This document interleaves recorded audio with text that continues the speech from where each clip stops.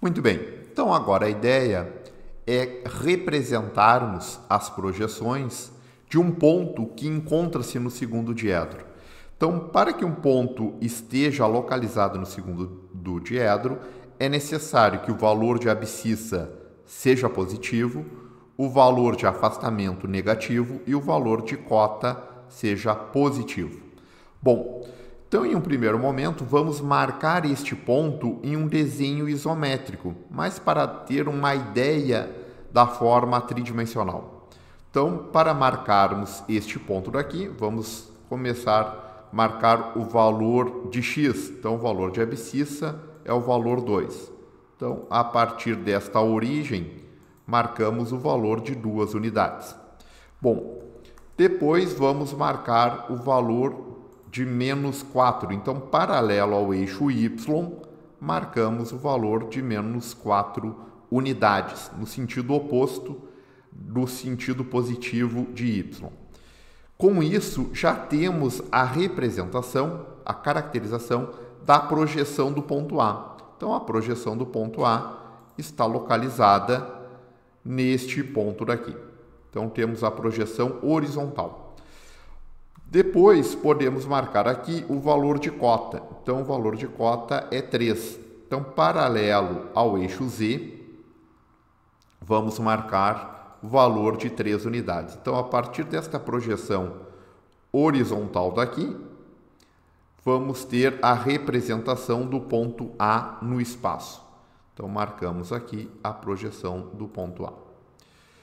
Então, a partir do momento que temos o ponto A no espaço, a gente consegue caracterizar as demais projeções. Então, podemos projetar este ponto A no plano ZX. Então, a projeção no plano ZX, vamos manter o valor altimétrico, o valor da altura não vai ser alterado. E a partir deste alinhamento, que é paralelo ao eixo Y, vamos ter a projeção vertical. Então, com isso, vamos ter o A duas linhas, a projeção vertical do ponto A. Para termos aqui a projeção a 3 linhas, que é a projeção do ponto no plano YZ, basta traçarmos paralelas ao eixo X. Então, basta traçar aqui uma paralela ao eixo X que passe pelo ponto A. Com isso, vamos ter a localização do ponto da projeção a 3 linhas. Então, é esta projeção a 3 linhas, temos esta representação. Na verdade, aqui, o que temos é um prisma. Tá? Então, se traçarmos paralelas ao eixo Y, traçarmos paralelas ao eixo X, a gente vai ter a caracterização de um prisma. E o ponto A seria o vértice deste prisma correspondente. Então, aqui é mais para termos uma visualização de forma mais clara. Então, vou traçar aqui paralelas ao eixo X e aqui também uma paralela ao eixo Y. Com isso, a partir do momento que temos este ponto A no espaço, temos as suas respectivas projeções. Qual é a ideia? A ideia é fazer com que estas projeções daqui, elas venham ficar em um único plano. E este único plano é que denominamos de épora. Agora, como vamos fazer isso? Primeiro, o plano XY, quando visualizamos de cima, esse plano XY, temos esta projeção horizontal. Então, em X e Y, vamos ter aqui a representação da projeção horizontal. Não é necessário estabelecermos a rotação de planos. Tá? Então, basta caracterizarmos a projeção horizontal, que temos a partir de um valor de x e um valor de y. Então, vamos marcar esse valor de x e y na própria épora. Então, o valor de x é o valor 2. Então, marcamos aqui o valor de 2 unidades.